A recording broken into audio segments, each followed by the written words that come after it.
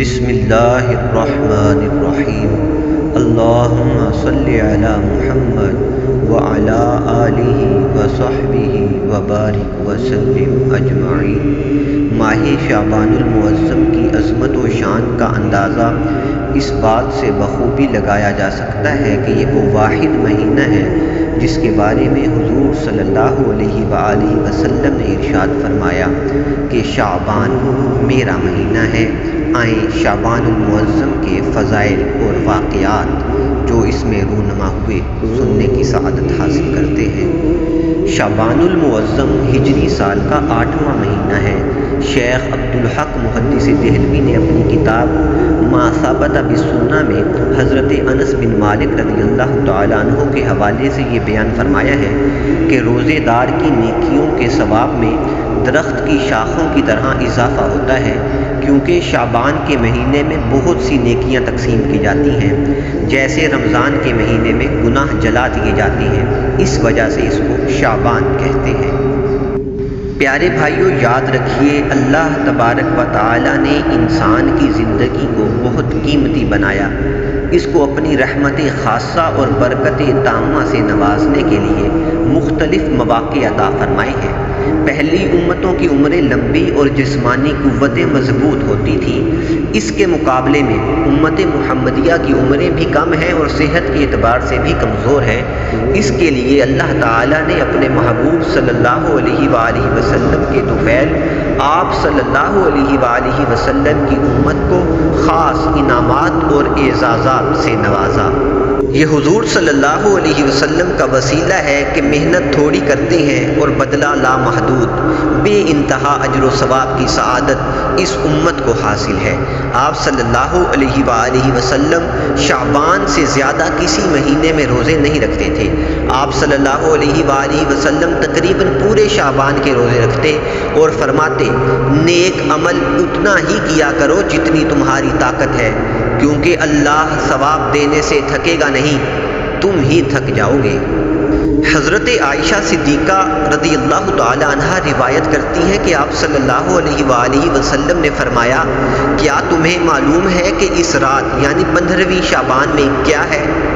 عائشہ صدیقہ رضی اللہ تعالی عنہ نے عرض کی کہ اے اللہ کے رسول، اس رات میں کیا ہے؟ آپ صلی اللہ علیہ وآلہ وسلم نے فرمایا کہ جس بچے نے اس سال میں پیدا ہونا ہوتا ہے وہ اس رات میں لکھا جاتا ہے، اور اس سال میں جو بنی آدم ہلاک ہونے والا ہوتا ہے اس کا نام لکھا جاتا ہے، اور اس رات میں ان کے اعمال اٹھا لیے جاتے ہیں، اور اسی رات میں ان کے رزق نازل ہوتے ہیں۔ پھر عائشہ صدیقہ رضی اللہ تعالیٰ عنہ نے کہا کہ اے اللہ کے رسول صلی اللہ علیہ وآلہ وسلم، کوئی بھی ایسا نہیں کہ جو اللہ کی رحمت کے بغیر جنت میں داخل ہو؟ پھر آپ صلی اللہ علیہ وآلہ وسلم نے فرمایا کہ کوئی بھی ایسا نہیں کہ جو اللہ کی رحمت کے بغیر جنت میں جا سکے۔ آپ صلی اللہ علیہ وآلہ وسلم نے یہ کلمہ 3 دفعہ ارشاد فرمایا۔ تو اما عائشہ فرماتی ہیں، میں نے کہا کہ آپ بھی اللہ کی رحمت کے بغیر جنت میں نہیں جا سکیں گے۔ پھر آپ صلی اللہ علیہ وآلہ وسلم نے اپنا ہاتھ مبارک سر پر رکھ کر فرمایا، اور میں بھی نہیں جا سکوں گا مگر اس صورت میں کہ اللہ تعالیٰ مجھے اپنی رحمت سے ڈھانپ لے۔ آپ صلی اللہ علیہ وآلہ وسلم نے یہ کلمہ 3 دفعہ ارشاد فرمایا۔ ماہ شعبان المعظم میں کون سے اہم واقعات رونما ہوئے؟ رمضان المبارک کے روزے شعبان 2 ہجری میں تحویل قبلہ سے چند روز بعد فرض ہوئے۔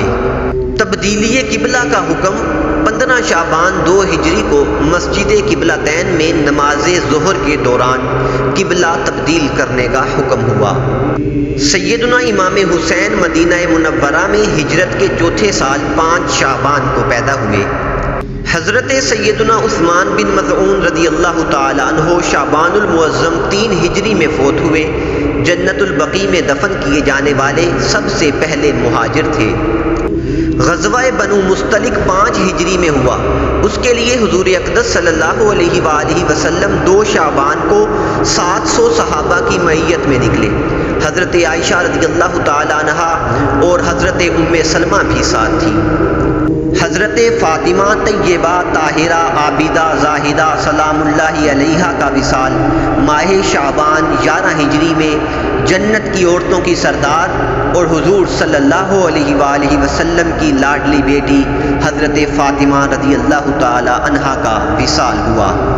رب لم یزل پروردگار عالم ہم سب کو شعبان کے برکات نصیب فرمائے اور صحت و عافیت کے ساتھ رمضان المبارک کے روزے رکھنے اور دیگر عبادات کی توفیق عطا فرمائے، آمین یا رب العالمین۔